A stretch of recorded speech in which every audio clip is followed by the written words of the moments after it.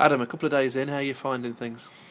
It's good. It's good. We had our first training session, which went really well. We're putting some work in, give the team a little bit of structure, a little bit of organisation.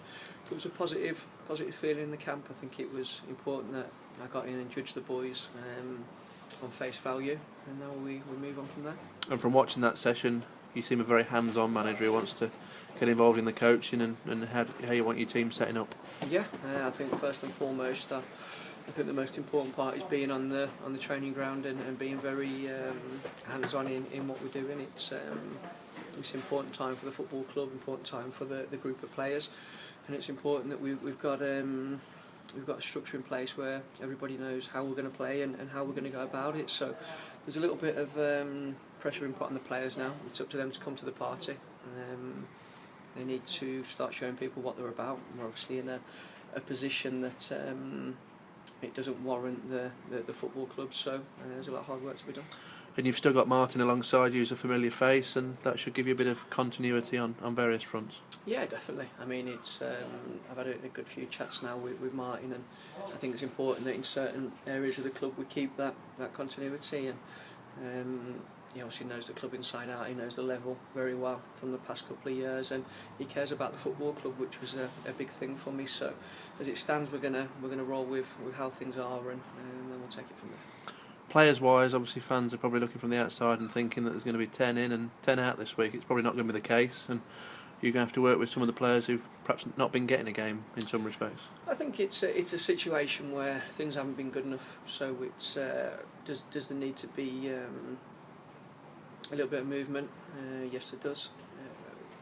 The amount of movement will depend on the players. There's some good players in the group. There's some real good players, a lot of ability.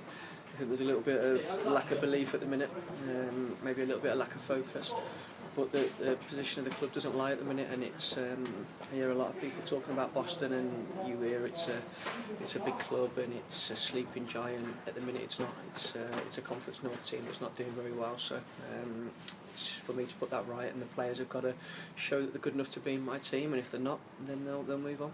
And presumably, although you fully expect things to pick up and you anticipate that they will, perhaps fans have got to have a little bit of realism and patience in the short term, that it's not going to be a quick fix overnight.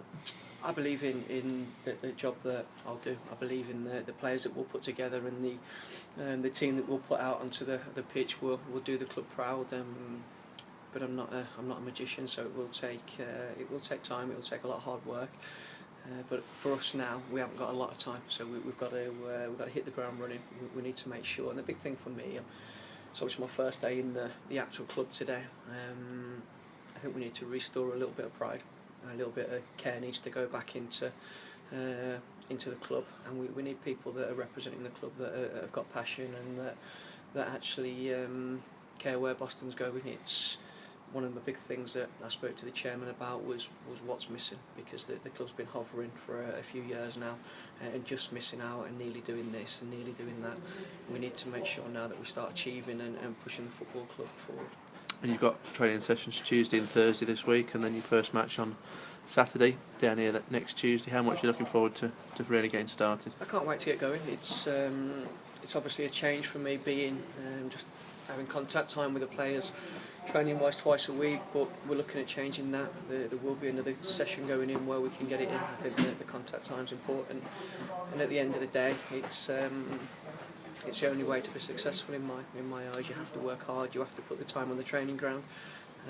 I understand that people have got jobs and whatnot, but we'll be keeping people and bringing people in that can buy into our philosophy and the way we want to do things. And if we do want to move forward, everybody's got to go that extra step, and that's me, the staff, everybody that works in the club, and the supporters. And if we do that together and we all get on the same page and we're willing to go that extra yard and put them extra hours in, the outcome will be positive.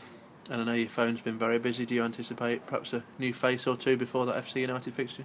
We're trying. I think it's one of them at the minute where we could go out and bring a few young lads in on loan.